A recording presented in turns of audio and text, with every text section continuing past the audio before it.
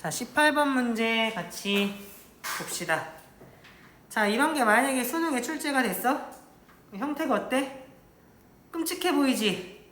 예를 들어서 니네가 13번, 14번에서 말렸는데 15번에 이런 문제가 있으면 아마 내 생각에는 쳐다도 안 보고 넘어갈 것 같거든? 근데 애초에 13번, 14번을 말리면 말리는 이유가 뭐 때문에 그래? 제대로 분석하지 않고 기계적으로 문제를 풀었기 때문에 사실 13, 14를 말리는 가능성이 높고, 그것 때문에 사실 제대로 분석하면 쉽게 풀 수 있는 이런 문제까지 놓친다라고 하면 타격이 크겠지? 그러니까 기계적으로 공부하지 말고 항상 배운 거에 근거해서 논리적이고 분석적으로 푸는 연습을 해야 된다. 얘는 실제로 진짜로 어려운 문제인지 아니면 충분히 풀만한 문제인지를 한번 같이 살펴볼까? 자, 최고차의 개수가 6분의 파인 2차 함수라고 했으니까 미지수가 원래는 2개라고 생각하면 되겠지? 그러면 식이 2개 필요한데 지금 가족권에서 식이 하나 나와 있잖아. 얘를 가지고 식을 세우면 어떻게 되겠어? fx는 6분의 파이에, 이게 x는 3의 대칭이라는 뜻이니까 이렇게 식을 세우면 되겠지?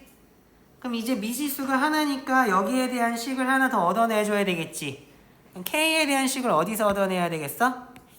여기서 얻어내줘야 될 것 같아. 맞지? 그러면 내가 이 두 집합을 동시에 생각할 거야 라고 물었을 때 하나씩 생각하는 게 좋겠지. 그러면 당연히 쉬운 거부터 하는 게 좋으니까 뭘 어떻게 해줘야 되겠냐? 내가 x sin fx가 2분의 1 이상이라는 게 무슨 말이야?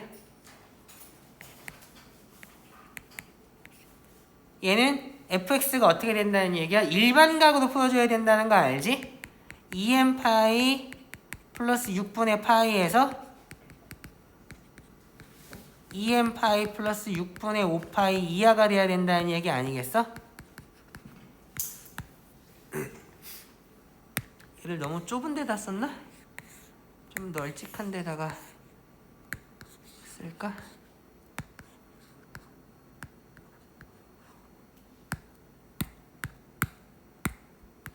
이렇게 해석할 수 있지 않나?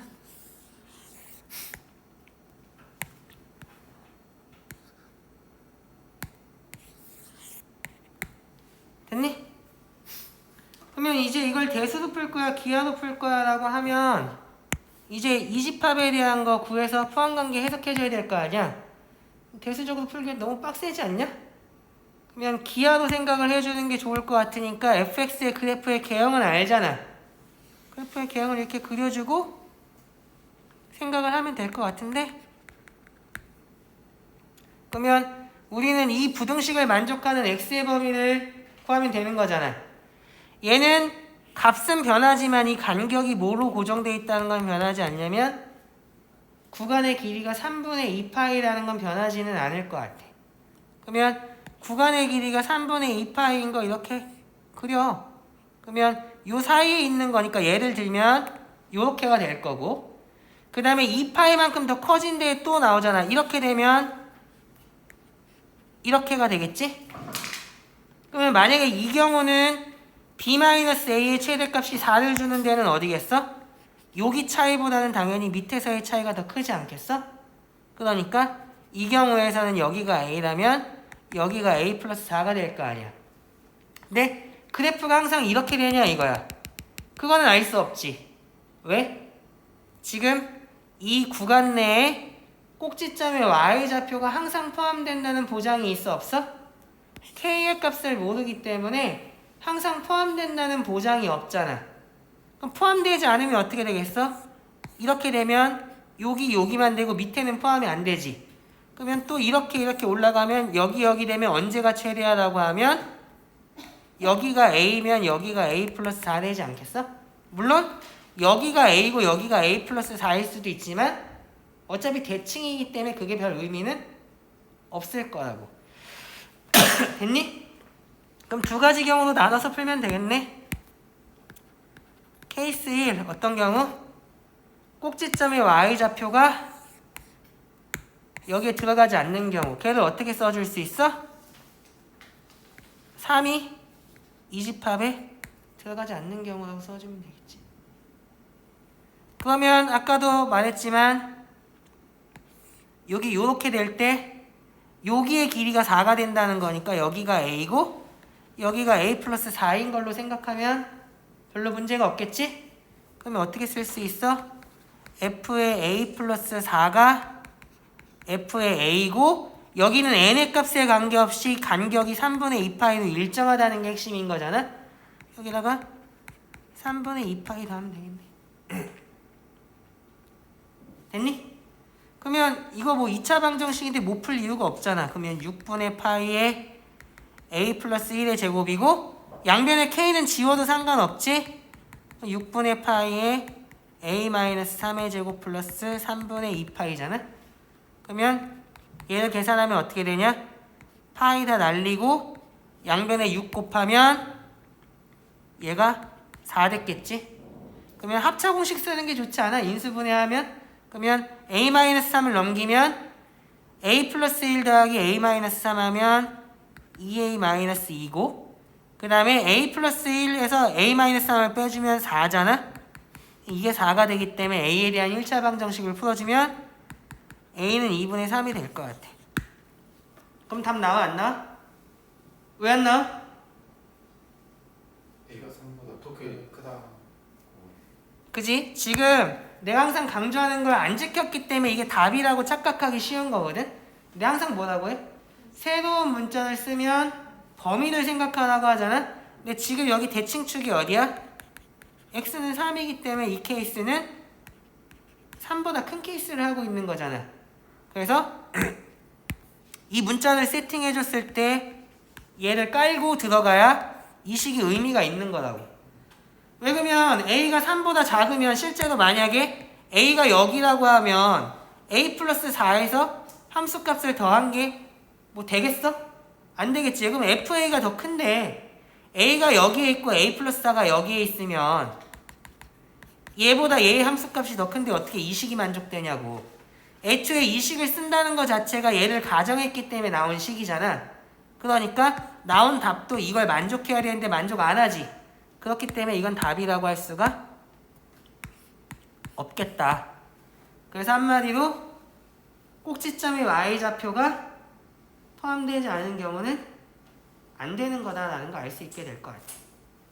됐니? 그러면 지울게. 자, 그러면 이제 두 번째 케이스 뭐야? 꼭지점의 y좌표가 포함된다는 건 3이 이 집합에 포함되는 거라고 생각하면 되겠지? 그러면 y는 fx의 그래프를 이렇게 그려주고 그러면 어떻게 세팅이 돼? 뭐 약간 이런 식으로 세팅이 돼야 되지 않겠어? 그러면 어디가 들어가냐?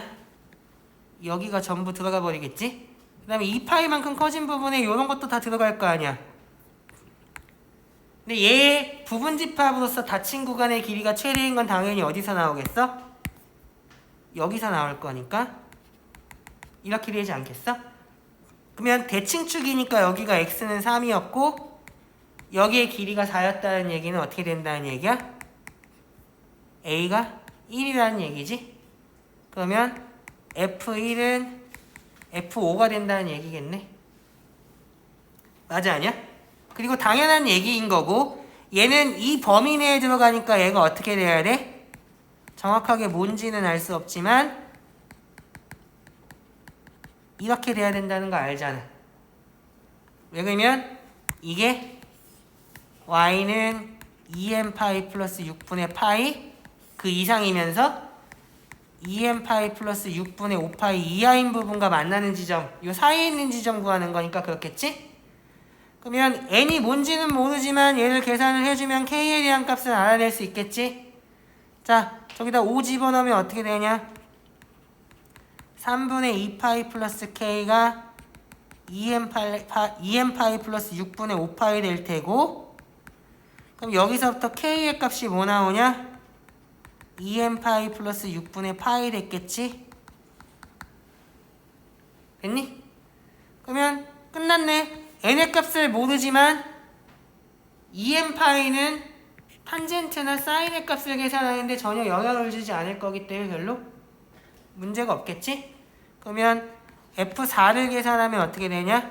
여기다 4 집어넣으면 6분의 파이 더하기 2n 파이 플러스 6분의 파이니까 얘는 2n 파이 플러스 3분의 파이 될 거고, F2도 마찬가지로 계산하면 사실 똑같이 나오잖아? 2n 파이 플러스 3분의 파이 되겠지? 그러면 탄젠트 F4라는 건 2n 파이 갖다 버리고 3분의 파이 계산하면 되니까 루트 3일 거고, 그 다음에 사인의 F2를 계산하면 2분의 루트 3일 건데 2가 곱해졌으니까 루트 3이겠지? 그럼 얘가 뭐 되는 거야? 루트 3 더하기 루트 3의 제곱이니까 2루트 3의 제곱이어서 답이 12가 되겠다. 이해됐니?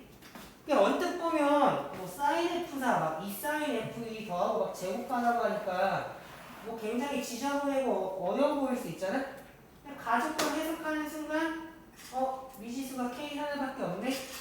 그래프의 개형도 알고 있으니까 나조건이 어떻게 되는지를 그래프를 통해서 인사이트를 하나 얻으면 사실상 별로 어렵지는 않은 문제인 것 같아. 그치? 이런 걸 생소하다는 이유로 풀어보지 않았다는 이유로 못 푼다면 안정적인 고득점은 사실 어렵겠지. 문제 보면 알겠지만 특별하거나 천재적인 아이디어나 관찰을 요구하는 것 아니라는 거 알겠지. 그렇기 때문에 어때? 실력 있는 학생이라면 언제 풀어도 똑같이 잘 풀어낼 가능성이 높다고. 반면에 기계적으로 문제를 풀었다면 일단 형태를 보고 쫄기 쉽겠지. 제대로 된 분석을 해본 적이 없다면 아마 풀지 못할 가능성이 높을 것 같아요. 시험에서의 상위권과 최상위권을 가르는 문제는 항상 중요한 학습 목표를 생소한 형태로 내는 게 기본이기 때문에 항상 학습 목표, 핵심 개념, 핵심 아이디어에 신경 써서 공부해라. 그러면 18번 문제에서는 여기서 마치는 걸로 할게.